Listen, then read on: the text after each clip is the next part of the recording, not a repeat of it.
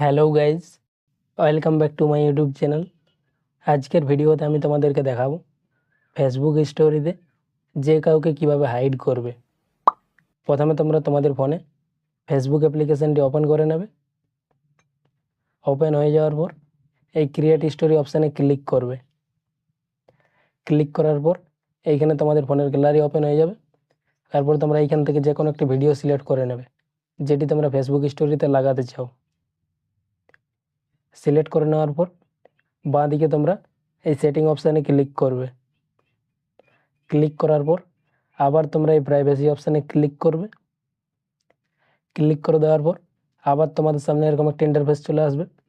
এইখানে তোমাদের উপরে লেখা থাকবে who can see your story, কারা কারা তোমাদের স্টোরি দেখবে। এবং তার নিচে আরও 4টি অপশান দেওয়া থাকবে, public, friend, hide story from আর একটা কাস্টম। এই 4টি অপশানের কী কী কাজ তোমাদেরকে আমি একের পর এক বুঝিয়ে দিচ্ছি। এই পাবলিক অপশানে তোমরা ক্লিক করবে। এই অপশানটিতে তোমরা সেভ করে রাখলে তোমাদের ফেসবুক স্টোরি যে কেউ দেখতে পাবে।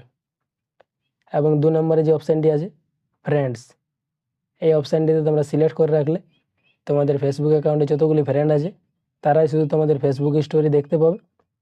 এবং 3 নম্বরে যে অপশানটি আছে হাইড স্টোরি ফ্রম, তোমরা এই অপশানটিতে ক্লিক করবে। ক্লিক করার পর এইখানে তোমাদের সব ফেসবুক ফ্রেন্ডগুলো চলে আসবে। তারপর এইখান থেকে তোমরা যাকে সিলেক্ট করবে তারাই তোমাদের ফেসবুক স্টোরি দেখতে পাবে না এবং তোমাদের ফেসবুক স্টোরি হাইড হয়ে যাবে যাদেরকে তোমরা এখানে সিলেক্ট করবে। তারপর তোমরা ব্যাক করবে।